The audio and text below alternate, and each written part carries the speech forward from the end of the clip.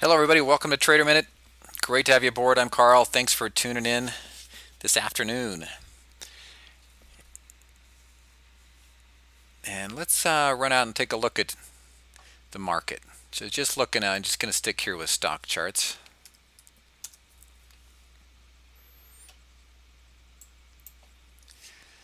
Well, let's try that again.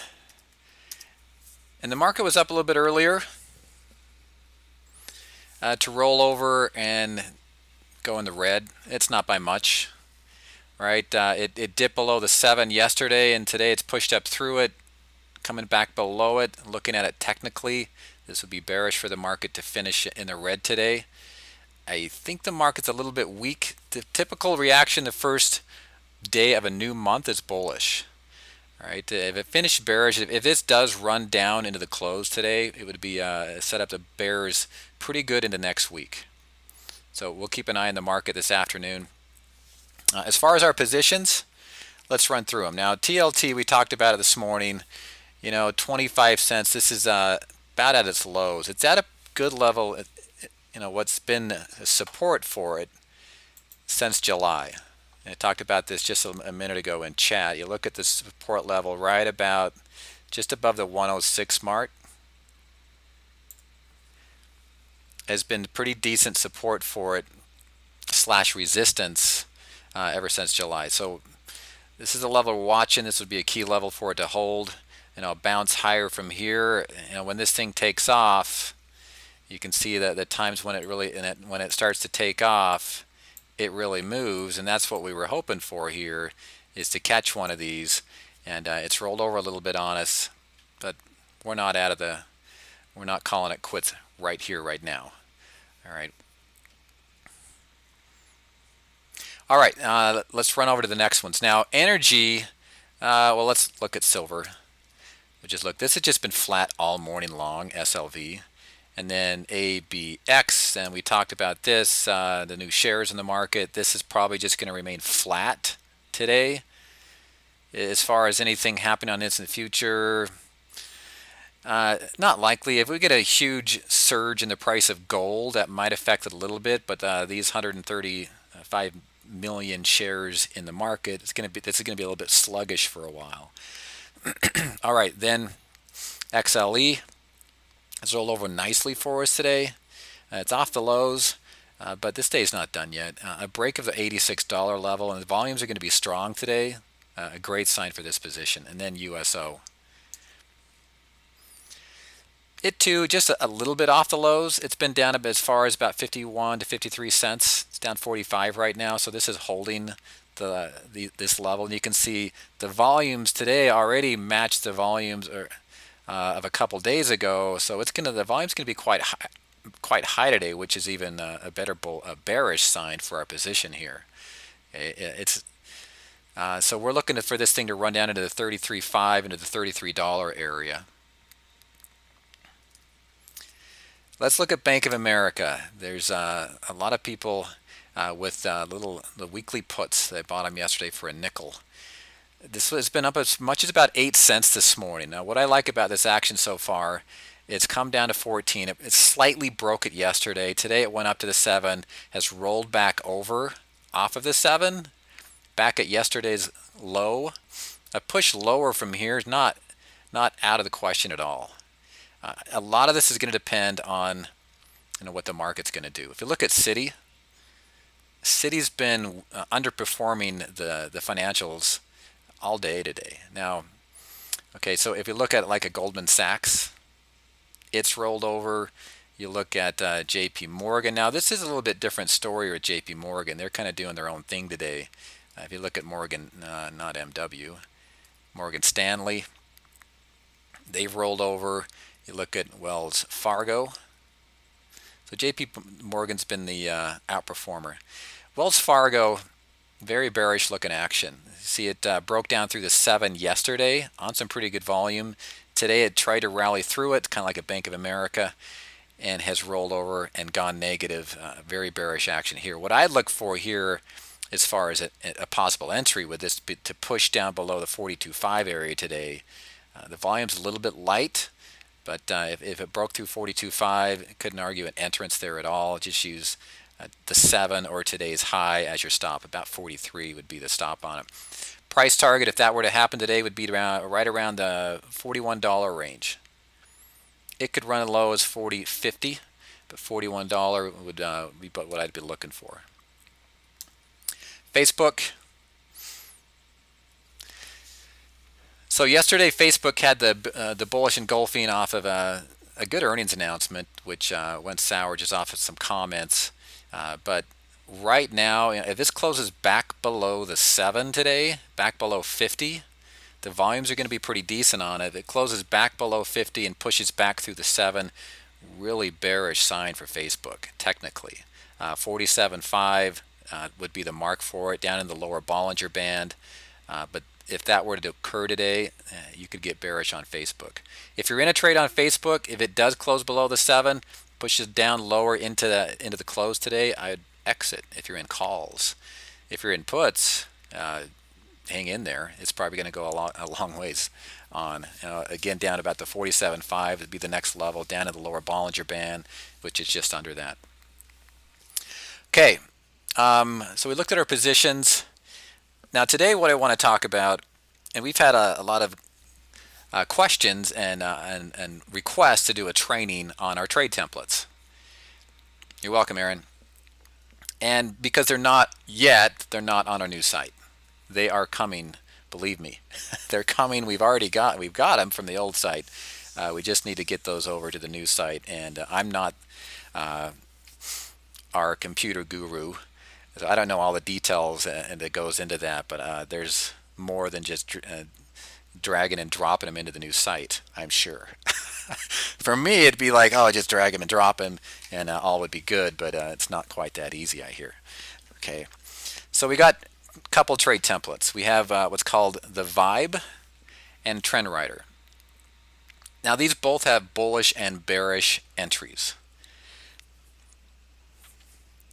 And so let's start off, let's go with the TrendRiders first. Now recently, if you've been following the in the live trade feed, if you scroll down a little bit from the message center, you're going to find the trade template setups. You're going to find the triggered stops and the triggered stocks.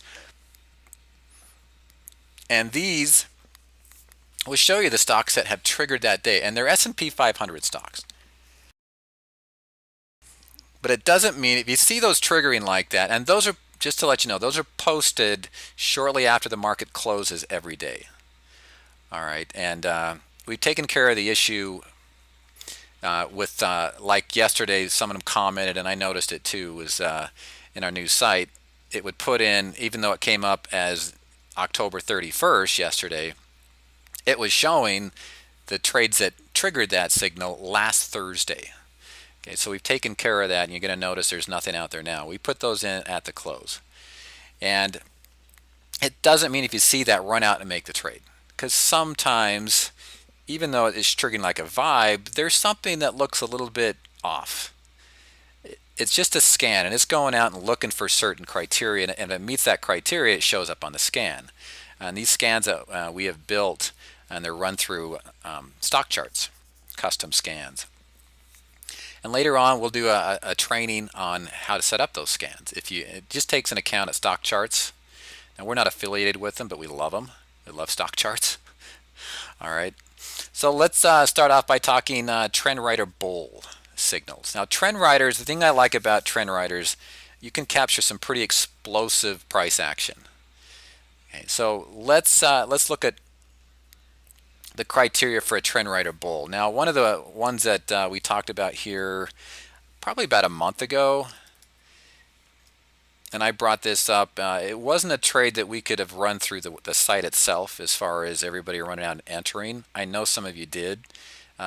Just because the options, the spreads were a little bit wide, and they're not very heavily traded. But as far as a few people going out and doing it, it could have been done, and I know some of you did. It was on Krispy Kreme donuts. And I'm going to zoom in on this. Now, I'm not going to be able to pick up all the indicators right now, right here, but I want to show you what we're looking for. And one thing as a trader and a technical person here, this is the area, the technical, as far as charts go. This is the area that we're looking at. Whenever the Bollinger Bands get tight, to me, I'm just getting ready, watching and waiting for a move. Just because they get tight doesn't mean it's going to go up because it's been in a downtrend, or it's going to go down because it's, or vice versa, right? The Bollinger Bands, when they get tight, it's all it's saying is there's a lot of, it's kind of like pinching a rubber band. Now imagine, and there's a pretty good example of it right here. Look at this area right here. So if you stuck a rubber band between your thumbs and you pull it apart, and then somebody pinched it, kind of like what this action that we see right here, someone pinching a rubber band, what happens when you let it go? Right? The bands expand. Well, that's what happens here. When the bands get tight, it's like somebody pinching those bands, that rubber band together that you've got stretched out between your two thumbs, and it's just a matter of time before, you know, that band's going to start expanding. And when that expands like that, you can get some pretty explosive price action. And so that's why we use the Bollinger Band. You're going to see them on a lot of our charts that we're going to look at. And it's not part of the Vibe entrance, but it's on the trend riders. So on a trend rider, bull or bear, you're looking for tight Bollinger Bands, number one. I also have the 7-day moving average on here. Okay, we couple indicators that we use: the slow stochastics and the MACD. Okay. The indicators can help give us an idea of which way the stock's going to go, and you can see right about this same time down here we had a bullish MACD crossover, and what was going on up here about the same time as well. Well, the stochastics had broken up through 50 about a week prior to that circle right there, and then came back to 50 and pushed up off of it. 50 is a pretty key level on the stochastics. A move above 50 is bullish. So we had a couple indicators signifying as likely to go up. Okay, also had a downtrend. I'm sorry, a prior uptrend intact. That's not necessarily part of the requirements, but it can help. All right, and then when the bands get tight, you got to see which way it breaks out. Is it going to break to the bottom? Is it going to break to the top? There are some signals, but it's not always the best signals. And I'll show you what I'm talking about. Wow, this thing zooms. It zooms. Some of the signals that can help point the direction, but it's not going to all the time, is right down here. You see, when the bands get tight, it starts breaking into the above the center band there. The center band is 20. It's a 20-day average. Okay. So it starts breaking above it. But don't let this fool you, because sometimes it can break above that, hit the upper band, not go into it, and reverse and go lower. So what you're looking for is that push into that upper band, like we saw right here. And that's when I saw it that day. Another thing that I really like about it as well, and this entrance right here, is look at the volume. Look at the volume on that day. Tremendous volume, probably double or triple average volume that we'd seen since in the past month prior to October right there. Now remember, when we're looking at hindsight, because we are looking at hindsight, you know, the vision's always 20/20. Okay, I'm just, this is a way I can explain how what the setups we're looking for. And Krispy Kreme, look at it right now. The bands are getting tight. They're starting to expand a little bit. You know, we'll look at that here in a sec. Okay, so the bands are tight. You get an explosive move up into the upper band on volume. That's an entrance. That's a bullish entrance. That's what we call a trend rider bull signal. Okay. Let me go down here, and we need to bring in the trend rider. Okay, I was not on the trend rider template a second ago. Sorry, just noticed that. The indicators that we use here for the trend rider, the RSI, and what we call the Bollinger Band width. That MACD, we're going to use that on the Vibe. Stochastics is a great indicator, but these are the indicators we're using here. Sorry, I'm just catching myself. And but back to that same entrance. If you look at this on the tab right here, RSI breaking above 50, and you can see the Bollinger Band width rising. Now the Bollinger Band with rising doesn't mean the stock's going to go up. That just says the Bollinger Bands are expanding. Price could be going down or up. It doesn't matter on the Bollinger Band width.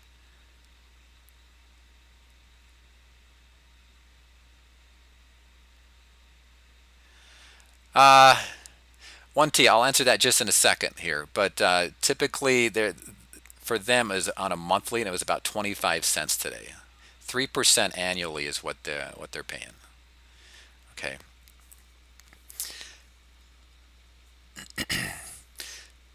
And so, let me get back to this. Let me zoom in slightly. Okay, so we want the RSI breaking up through 50, want the Bollinger Band width expanding, and the candle pushing into the band. It could be the upper band for a trend rider bull, the lower band for a trend rider bear. Okay, this was a great bull vibe. I mean, sorry, trend rider bull signal. All right. And I know some of you got in on it that day. Now, you can stay in the trade. There's a couple, you have two choices to stay in a trade. One of them is a close below the band. So if you jump in on this day, you get in and a rider ride it. Where's the first day it closes below the band? Well, right up here. That black filled candle that you see right there. The black filled candle, that's a close inside the band. It's a little bit of a bearish candle. You know, the next one, it gave you a couple days here to get out, and it just kept going. But the other close, if you want to try to stay in for a little bit more, you're risking a little bit of the gain at this point. If you want to stay in a little bit longer, stay until it closes below the 7. So if you want a tight stop on it, would be a close inside the upper Bollinger Band. A little bit looser stop on it would be a close back below the 7 on a bullish entry. Okay, a bearish entry, same thing. A break inside the lower band, so it closes inside the lower band, or a close above the 7. Okay, so Krispy Kreme provided a pretty decent little entrance. So on the bearish side, let's look at a bearish side. You know, and it's tough to find the bearish trend rider signals this year. But I just thought of some of the stocks that's been slammed recently, and yeah, there's a few of them. So if you look at J.C. Penney, you know, this has been in the news all year long, most of the year, not doing good. The stock's coming off way off the lows. I'm not sold that it's going to reverse and do really well. We're going into shopping season, you know, Christmas season, all the shopping. I don't know, but so for a trend rider bear signal, let's take a closer look at this. I don't want to get too close, but I want to show you the indicators too. Okay, so what we're looking for, we're looking for the bands to start to tighten. And if you notice right here, the band started to tighten right through that area right there. Okay, now there's a couple things with this right here. If you look at it that day when it came down to that lower band, one thing, it didn't push into the lower band. Again, we're looking at hindsight, but let's look at the details of the setup here. It didn't push into the lower band. It tried and did not close inside the band right here. It tried twice. It tried that day and the next day. Tried to get through it. Couldn't make it through into the band. Where was the RSI at the time? Was it pushing down through 50? It was below 50 and falling, which is not necessarily a bad thing. It still can signal an entrance. The big problem with here was you had the volume. You look down here. As far as I can't scroll up, but if you look right down in here, you're going to notice what was the Bollinger Band width doing? Okay, it was falling. So you had two things wrong with the trade. The Bollinger Band width was falling, meaning the bands are still contracting, and it did not close inside of that lower band. So just little minor details like that. Could you have anticipated something on this? Yeah, you could have. Your anticipation would have been wrong, but you could have anticipated that. The true entrance signal, the true trigger is when it closes inside that band, the Bollinger Bandwidth rising. So if you look at it over here, and now the bands are a little bit further apart, granted, but look at it over in here. What would we see up here? Well, you can see the Bollinger Bandwidth. Yeah, there's re-entries that I can talk to, and I can talk about that here in a second. That can put you in a little bit of ahead of when that Bollinger Bandwidth, over here when the candle dropped into the lower band, right there on some big time volume. Okay, there's re-entry signals, and there were some right up here that signaled it. But let's just stick right now with the signal that we're after. So now you look at the Bollinger Bandwidth this time. It's increasing. Now when the Bollinger Bands are contracting, they're oftentimes used as support or resistance. In the case of a bearish trade, it can be used as support. When the Bollinger Bandwidth are expanding, the price can flow within the bands. And so again, if you got into a trade, you can look up here, which way was the RSI pointing? It was down. Now it wasn't a fresh cross below 50, which is ultimately what you really want, but as long as it's falling, it's still a bearish trigger here for a trend rider bear. So you got two choices.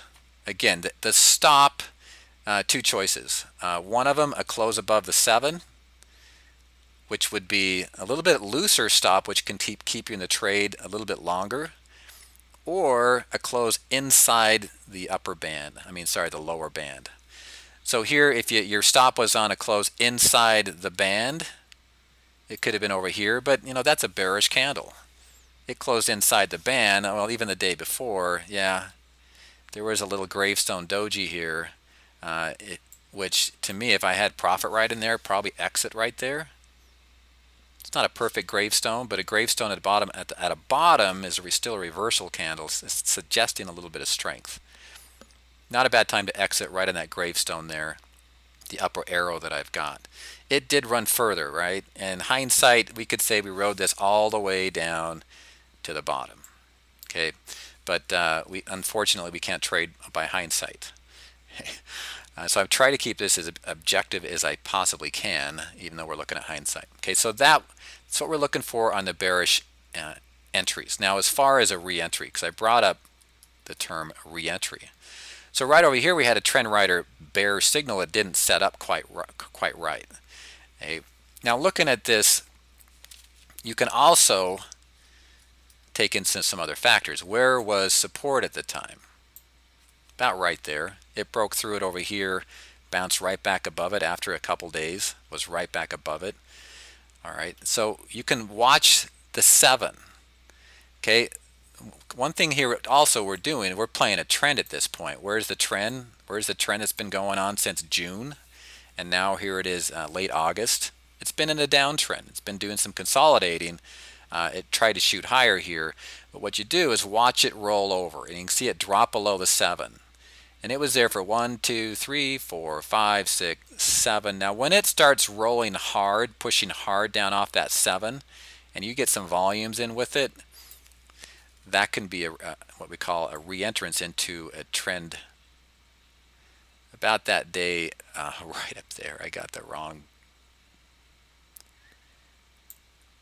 Let me draw that using this. I'm trying to point where that volume is. So the volume is right up there as it's pushing down below the 7, right at that level of support. Okay, now when you get strong volume on a stock pushing down on a support level, the odds are with a break of the support level. Okay, if you get a stock and it's falling to a support level and it's not on very strong volume at all, the odds favor a hold of support. Okay, the heavy volume there as it's approaching that support level, and it's bouncing back up. It bounced up that day, hit the 7 and reverse, and when sold off hard, suggests that level's going to break or about ready to break. Okay, and which it did. So the little things that we look for can make these entrances more accurate. Okay, the volume, support levels. You can look for candle patterns, and I did a little bit of training on this last week about how you can look for other types of patterns that can help suggest even more strength going into a move, either up or down. Okay, now with the vibes. So we got, a bull vibe and a bear vibe. And now you look at JC Penney. What are we looking at here? This is a 1 hour chart. Never mind. It does that. When I exit out of that drawing program, it throws me down to a 1 hour on like a 1 hour chart on it. So I got to remember that.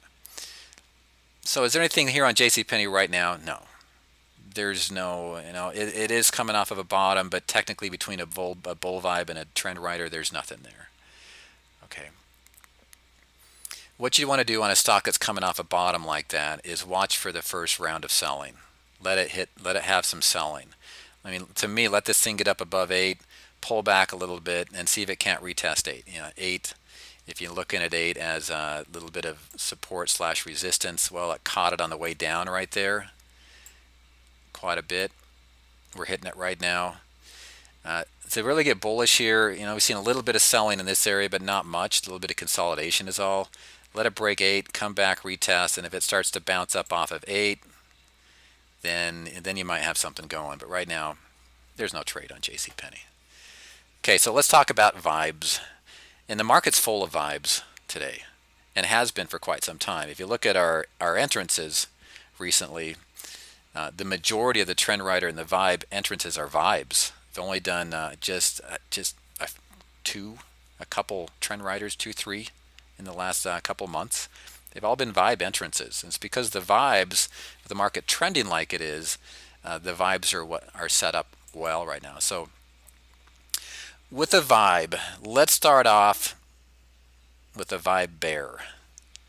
Okay, and I'm going to go over to the other stock that's been bearish this year. I mean, there's one right here as well. But let's, and we'll come back to JCPenney on it. But BlackBerry, these are the two stocks that I thought, all right, these have been bearish most of the year. They're bound to have some entrances. Okay, so with the vibe entrance, this is more trend driven. And you like stocks that have been in an uptrend or a downtrend. What we're looking at, we've got 3 averages on here. Let me zoom in.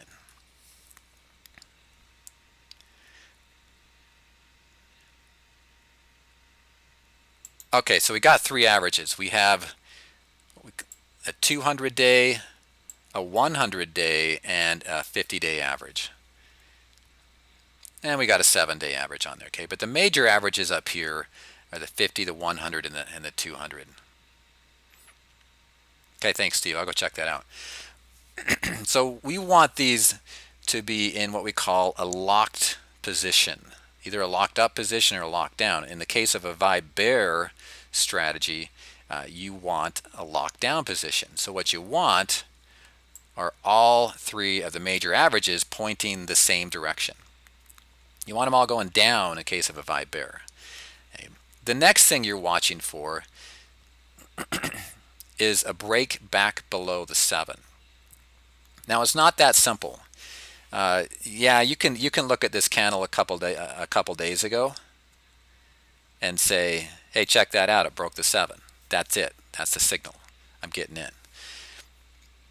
Yeah, you could look at that and say that, but it also broke the 7 right back here. About the same thing. It broke the 7. So you want to look in the manner that it's doing it. Okay, a slight close below the 7 to me, yeah, it's going to show up on the scans, but a very slight close below the 7 to me doesn't mean, hey, vibe bull, we're going to go out and make a trade. What I want to see, which it did the very next day, was some follow through. So yeah, it closed below the 7 a couple days ago. What did it do yesterday? You can see yesterday it actually gapped up slightly, ran above the 7, and by the end of the day pushed down hard off the 7. That was an entrance yesterday. All right. Another thing that it did, it broke 8. Broke 8. The only thing that really wasn't showing up for it here was the volume. Yeah.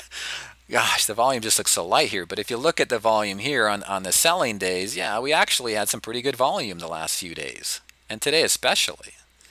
Today's volume is going to probably reach the 50-day average I've got, the little purple line I got in there, a 50-day average. It's probably going to get up into that range today. which is really bearish volume here, suggesting this is going to go down. How far could it go?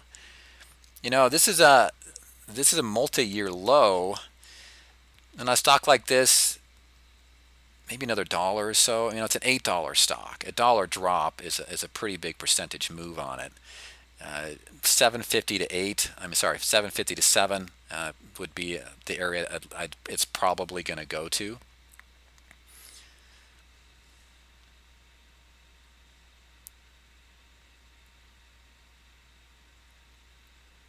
Okay, so let's go look at another one of these. So what we're looking for here, and now you've got indicators. We've got the rate of change, and the rate of change dropping below 0, which it is up here, it's bearish. Rate of change breaking above 0 is bullish. The lower it gets, the more you could say the more overextended the stock has been. Now, it's not one of the greater oversold, overbought. You know, some of those can be the CCI, which Jeff talked about just yesterday, the day before, CCI and the MFI. Okay, and then the MACD. Now, looking at a MACD, you could see, hey, I got some positive divergence going here. You look at that. As it goes up, you know, the stock is just kind of following the stock price, yet the bottom here on the MACD from this point is a lot higher than this point. So you could say we got some bullish divergence going here, which means the stock might not go too much further. So 757, I wouldn't give it much further than that if I was going to do a trade on this. Okay, I want to go over and look at one more of these stocks with you. And the other one that's out there on the bearish side, sorry, JCPenney. Looking at my notes in the wrong stock. So with JCPenney, let's zoom in.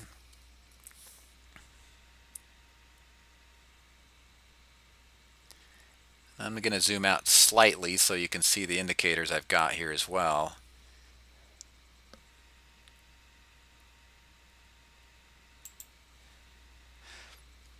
Okay, so what we're looking for in case of a bear vibe, again, are all three averages in what we'd call a locked down position. So the 200, the 100, and the 50 all point in the same direction. That's the sign of a strong trend. All down, sign of a strong downtrend. All up, sign of a strong uptrend. Remember, trends and motions tend to continue rather than reverse. If you get into a trade and the trend the trend happens to reverse right when you get in, that's pretty bad luck. And I know we've all been there. But most of the time, if I've made a trade like that, it tends to be a temporary a level of resistance, if it's not necessarily a trend changer. Trends don't often change based on a V, like we're seeing right now at the bottom here, JCPenney. It could. They have. You look at the market when the big financial crash, when all that ended in January, I believe, 2009. It was pretty much a V. It's just down and rocketed right back out. It was pretty quick. It doesn't usually end like that. All right. So at this point right here, we are in a locked down position, which means, hey, we've been in a downtrend, and now guess what? All the averages are pointing down. Now the odds are favoring more downside at this point. So where's the exact entrance? Okay, well, usually it's on a close right below the 7. Okay, but to me, I'm going to look at this right through this area right here. Again, I'm trying to be as objective as I can, looking at hindsight. Going to look at that area right there. That's been some pretty good support for it, right? It's dipped below it a couple times. You look how the buyers were stepping in during this time down here. As it dipped below, the buyers were stepping in. Okay, it shoots back above it. And what happens? It starts to roll over. So I'm going to clear all these out and zoom in a little bit. When this thing zooms, it zooms. Let me back out again. Bring in the vibe. Now I'm going to zoom.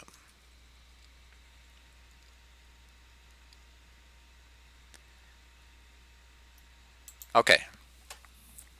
So what I'm looking for here, and it was very close to the exact same day on a vibe here as it was the trend rider, the reentrance that we were talking about. Now we've made some trades this year when the vibe and the trend rider signals have triggered on the same day, and they tend to be pretty darn accurate. You don't always get them like that, but when you do, it can be pretty accurate. So again, this is just like we were talking about with the trend rider. What I'm looking for here is not just a close below the 7. If I get a close below the 7 and it's like a doji, something like that, I'm not sold that it's a vibe entrance. Again, the scans will pick that up. It'll pick it up, hey, it closed below a 7. Scans will pick it up. It doesn't mean run out and buy it. It's, hey, let's evaluate this and see what we got. Now, the more that this came up to the 7, the more it started bouncing off of it. And that big day right there on the volume, that's a beautiful vibe bear entrance. Could you have anticipated the day before? Yeah, and sometimes we will. The volume wasn't there. The big entrance is as it keeps pushing up, kicking off that 7. The bigger you notice, the bigger the candles get. These candles, the bigger the bodies. You notice how the candles really started to. Let me get rid of that one.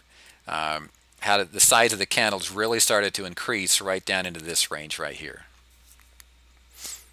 You can try to anticipate moves lower, but for the and Jeff talked about this too earlier on in the week with the training, how if you anticipate, the gains can be a little bit bigger for you, yet it increases the risk a little bit.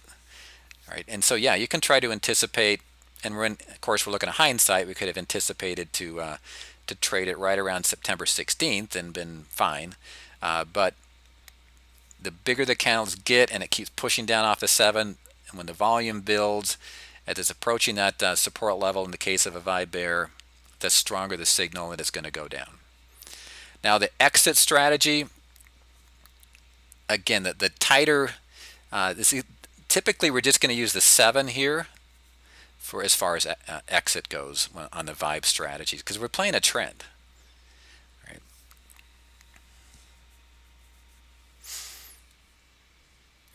Vibes have been all over the place. I mean, man, if we go out and look at a bull vibe, a scan today, they're everywhere. Let me show you one of the better ones. Now, maybe this has changed since I looked at it. I looked at it less than an hour ago. Okay, now look at this. Let me zoom in. This is on Comcast.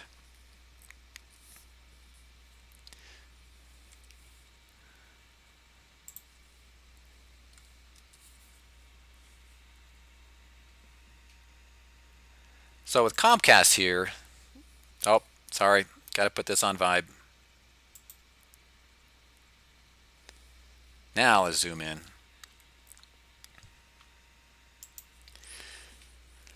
All right, so what position are all of our moving averages in? Really, ever since July. They're up. They've all been up. Okay, the entrance signals. If we look back here, where were the entrance signals? Right here. Again, what I look for is some pretty strong candles breaking up through the entrance right there. So you're looking at a stop below the 7, which happened right over here, which happened right there on that trade. Okay, it closes again. You're looking for a close below the 7. This is on a vibe entrance. We're not using the Bollinger Bands. Okay, so here, if you get in the very next day, that should have put you out. If you're playing by the rules here, it puts you out. Here, it closed below the 7, occurred right up here. And again, this whole time, what do we got? Bollinger Band, all the averages pointing up. So the vibe bull is intact here. Next signal occurred right here. It puts you out on that gravestone. And we're looking at hindsight here. But you know me and Jeff, on gravestones, in an uptrend, it's time to get out most of the time. on individual stocks, not necessarily ETFs. We've talked a lot about that. Okay, the next entrance right through here. What we get? Now, one thing about vibes, volume helps, but if you have average volume on a stock that's already uptrending and it's telling you the stock's going to go up, the volume just average can be fine. Okay, way below average, the odds decrease a little bit. But average volume, because you notice these signals I'm pointing out here, the volume on them was just fairly average. Some of them had some pretty decent volume. If I go through and mark these entrances, now at this point, where we came off of a big steep drop like that, a little bit iffy here. Even though it worked out, a little bit iffy because that was a big drop. I don't know if I would have made the trade, even though it worked out. Okay, the next one here came in right there.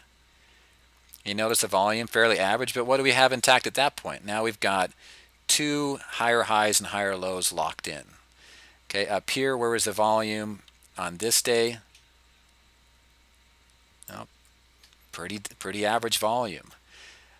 Now we had big volume yesterday. This was the big reversal that I pointed out yesterday, okay, which ran down into the close, which I didn't like. It closed below the 7, but the follow through is coming today. All right.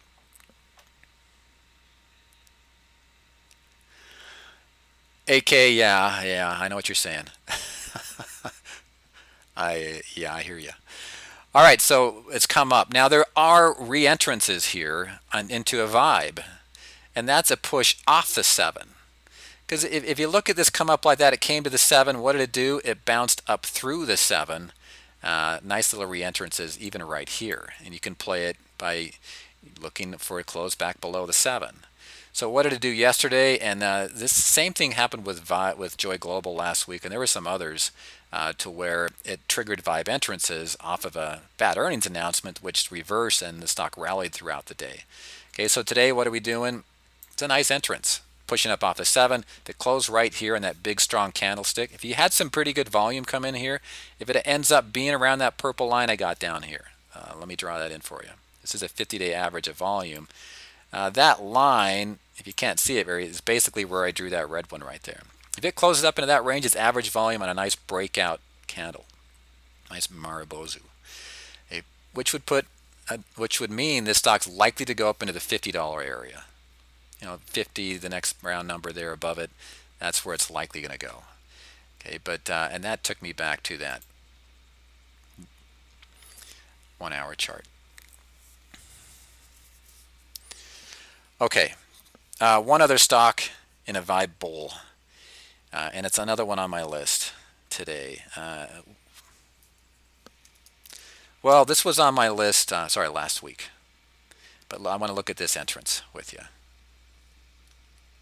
And I know some of you got in this trade, and if you did, congrats. All right, so we got all 3 averages in a locked up position. Okay, and where's the entry? Well, you look right here. I'm being totally honest with you guys. Right there was a little re-entrance, and right over here was an entrance too, as it pushed up through. Now that one, you would have got out over here.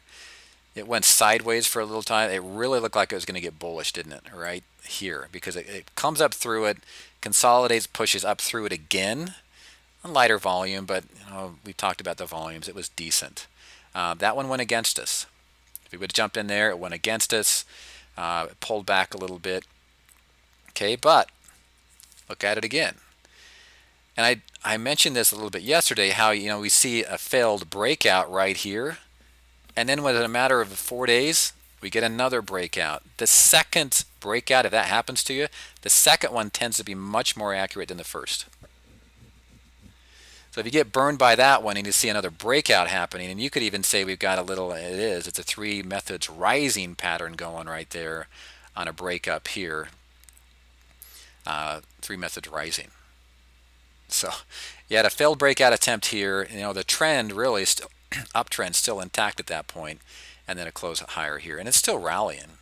So the stop here would be a close back below the 7. Now there are times when it gets a long ways away from the 7, and some consolidation is likely where you can exit, take the gain. I mean, you can take gains anywhere along the way. But if you want to play it, just stay in it until it closes back below the 7. Okay, so that's what we look for in the Vibe and the TrendRider entrances. Those are the details we look at. We'll give you a training maybe next week sometime on setting up the scans if you happen to have an account here at Stock Charts on setting up those scans. But I put a little bit more into it. I go out and look for these entrances, and I'm trying to find other chart patterns, or like right here when I brought this up. Now they were going to be announcing earnings, right? Their earnings was right here, but showing this 3 methods rising, little pattern right there. The confirmation happened the day prior to earnings. Now they don't normally do a lot around earnings, okay? But that was confirmation. So what was that right there? That was a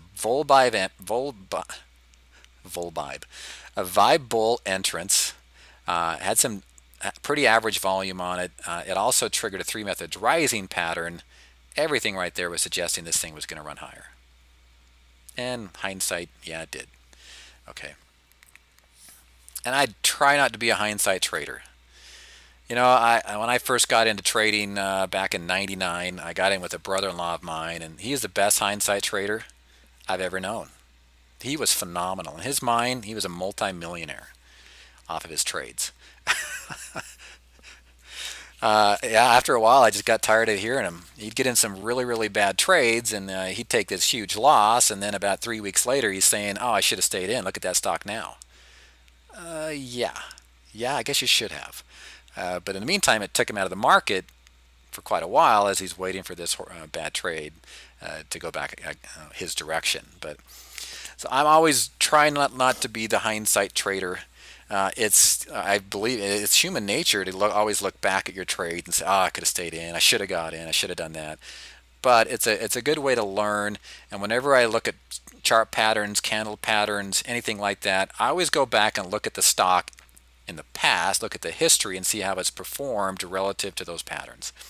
And if it's performed well in the past, like a Gravestone Doji or 3 methods rising or falling or whatever it might be, Vibe bull, TrendRider entrances, odds are it's going to perform well in the future. Okay. All right, everybody, I'll be on chat with you the rest of the day. Anything comes up, let me know. If you have any questions, want me to look at some stocks for you, I'll take a look at it. And I'll talk to you in about the 1:20. I'm sorry, I'll be back on here in about 35 minutes for the top 3. Okay, take care. Bye-bye.